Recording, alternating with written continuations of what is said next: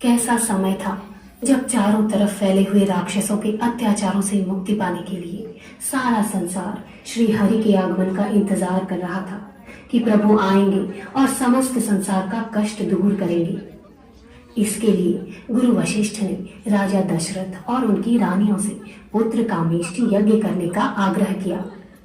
यज्ञ के प्रसाद स्वरूप राजा दशरथ को राम, लक्ष्मण, भरत और शत्रुघ्न के रूप में 4 पुत्र रत्न प्राप्त हुए।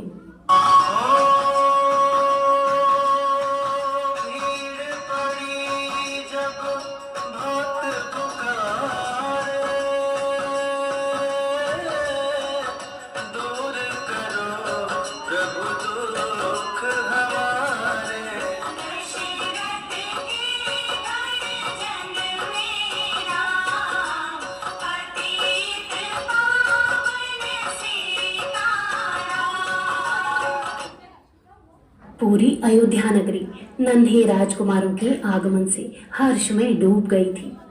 चारों ओर राम जन्म का उत्सव बड़ी धूमधाम से मनाया जाने लगा।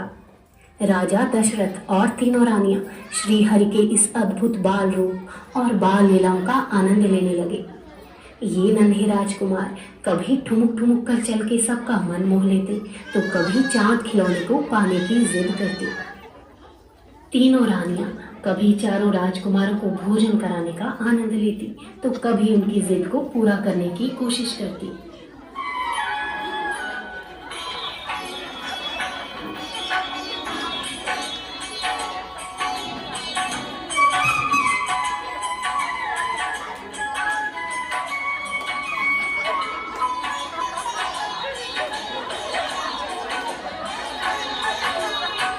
धीरे धीरे नन्हे राजकुमार अब बड़े होने लगे। राजा दशरथ ने चारों राजकुमारों का यज्ञोपवीत संस्कार करवाया और उन्हें ब्रह्मचर्य की शिक्षा दिलवाई। गुरु वशिष्ठ के साथ चारों राजकुमारों को विद्या प्राप्त करने के लिए गुरुकुल भेज दिया गया।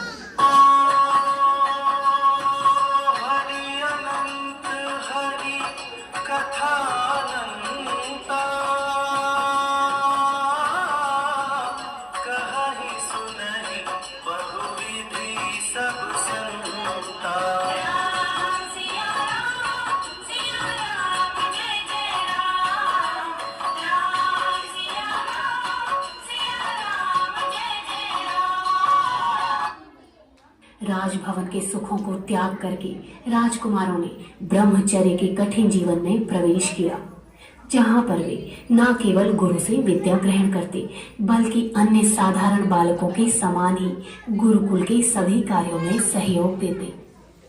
धीरे धीरे सारे राजकुमार गुरुकुल में ऋषि वशिष्ठ जी के आश्रम में गए और कई तरह की विद्याएं सीखने लगे। तो अलग अलग तरह की विद्याएं, धनुर्विद्या और शास्त्रों का अध्ययन करने के साथ साथ वो लोग साधारण बालकों की तरह अन्य कार्यों में भी सहयोग देते थे।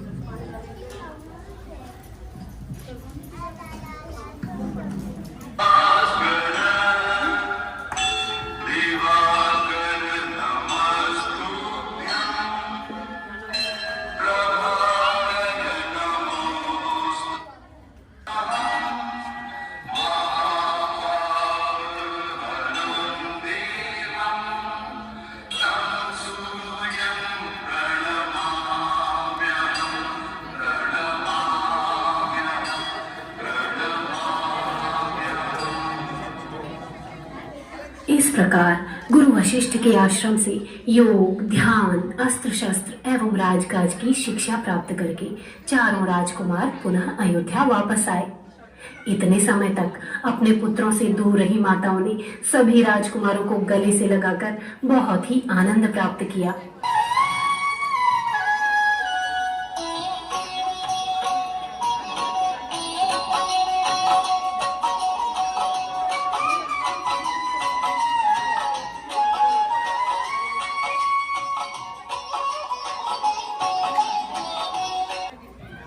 तो आपने देखा गुरुकुल की शिक्षा प्राप्त करके कैसे राजकुमार अपने अपने माताओं से आनंद से घर मिल रहे हैं। इतने सार्थक माताएं उनके साथ उनके घरों में थी, अपने बच्चों से दूर रह रही थी। अब गुरुकुल से उनके नन्हे और बालक बड़े होकर ज्ञान प्राप्त करके विद्या प्राप्त करके इतने समय के बाद वापस आए हैं। तो देखिए माताओं के आनंद की सीमा नहीं है। अपने बालकों का स्वागत कैसे फूल बरसा के उनका तिलक करके उनको माला पहना के और वापस उनको राजकुमार का मुकुट पहना के उनको राजकुमार की वेशभूषा वापस दिलवा के उनका स्वागत कर रहे हैं। पूरे अयोध्या नगरी में फिर से राजकुमारों के आगमन का आनंद है।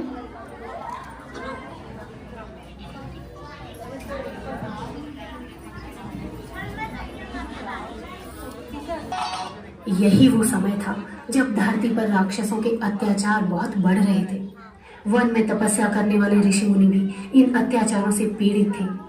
इन्हीं अत्याचारों का अंत करने के लिए मुनि विश्वामित्र राजा दशरथ के पास आए और उनसे राम और लक्ष्मण को अपने साथ वन ले जाने का आग्रह किया। मुनि विश्वामित्र के आश्रम में रहते हुए भगवान राम एवं लक्ष्मण ने कई राक्षसों जैसे ताड़िका और सुबाहु का वध किया। साथ ही भगवान राम ने अपने चरण के स्पर्श से श्रापित माता अहिल्या का तारण भी किया। कई तरह के असुरों का वध करके राक्षसों का वध करके विश्वामित्र जी के साथ ऋषियों को असुरों और राक्षसों का वध करके भगवान राम धीरे धीरे वहां पर पहुंच रहे जिस स्थान पर माता अहिल्या पत्थर का रूप लेकर कई वर्षों से प्रतीक्षा कर रही है। भगवान राम ने अहिल्या का तारण किया। एक बार भगवान राम के नाम का जयकारा लगाएंगे। बोलो सियावर रामचंद्र की जय। कुछ समय के बाद मुनि विश्वामित्र को राजा जनक की पुत्री सीता के स्वयंवर का निमंत्रण मिला। मुनि विश्वामित्र के साथ श्री राम और लक्ष्मण भी इस स्वयंवर के लिए जनकपुरी पहुंचे। मुनि विश्वामित्र की आज्ञा पाकर श्री राम ने शिव धनुष की प्रत्यंचा चढ़ाई। माता सीता ने श्री राम को पति रूप में वरण किया। राजा जनक की अन्य 3 पुत्रियों उर्मिला, मांडवी और श्रुति कीर्ति का भी विवाह लक्ष्मण, भरत और शत्रुघ्न के साथ संपन्न हुआ।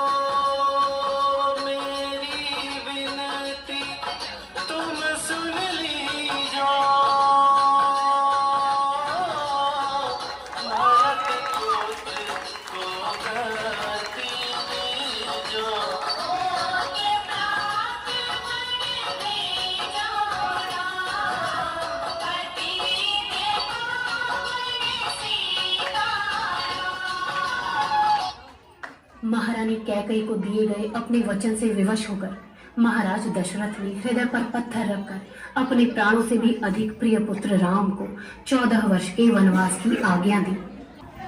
महाराज दशरथ, माताओं और सभी अयोध्या वासियों को इस असहनीय दुख में रोते और बिलखते छोड़कर तीनों ने 14 वर्ष के वनवास के लिए प्रस्थान किया।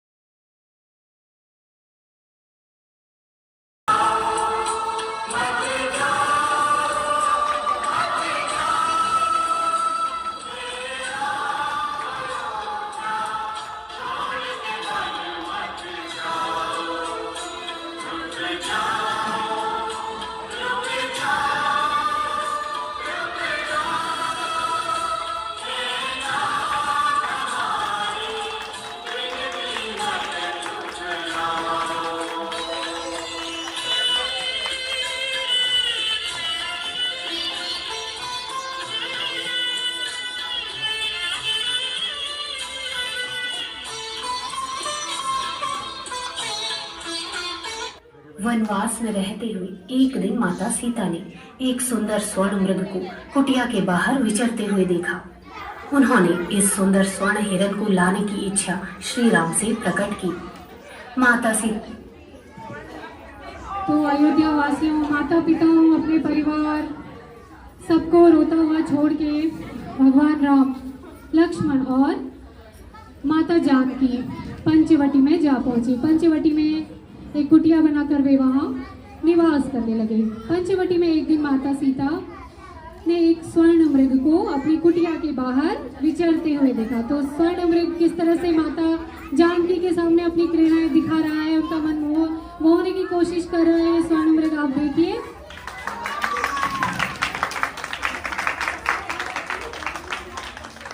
करके इस इच्छा को पूरा करने के लिए श्री राम उस स्वर्ण हिरण को लाने के लिए वन में उसके पीछे चले गए और लक्ष्मण को सीता की सुरक्षा के लिए कुटिया के बाहर रहने का निर्देश देकर गए।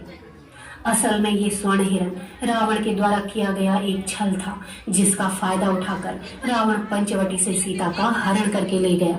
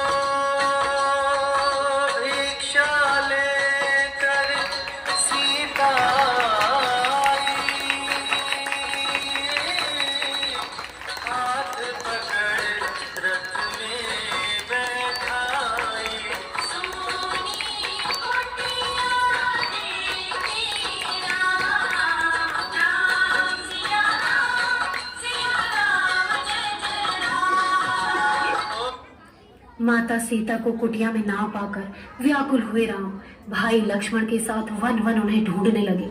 दुख से व्यथित होकर वन के सभी पशु पक्षियों और पेड़ पौधों से माता सीता का पता पूछने लगे।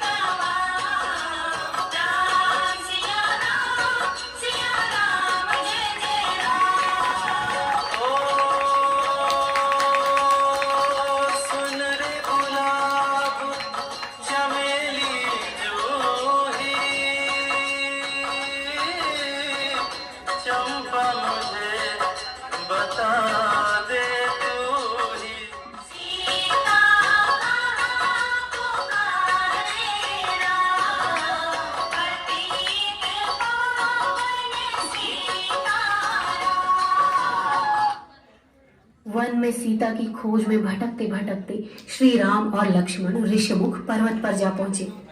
वहां उनकी भेंट हनुमान जी, सुग्रीव और जामवंत से हुई। सुग्रीव ने श्री राम को वचन दिया कि सीता माता की खोज में वो अपनी वानर सेना के साथ उनकी सहायता करेगा।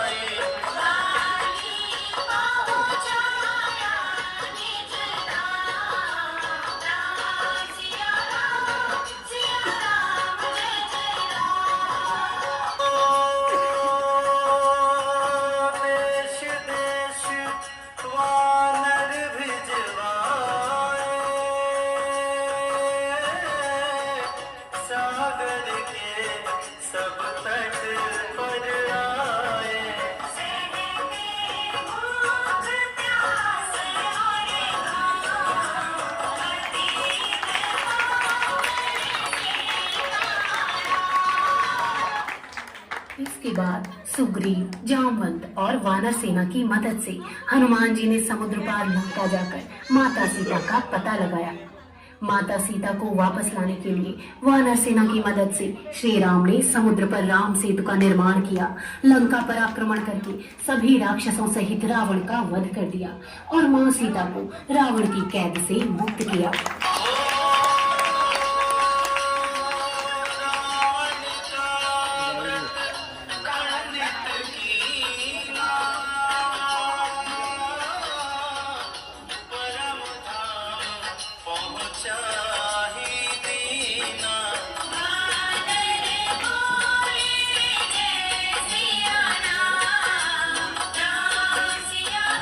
बोलिए पवन सुत हनुमान की जय, रामचंद्र की जय।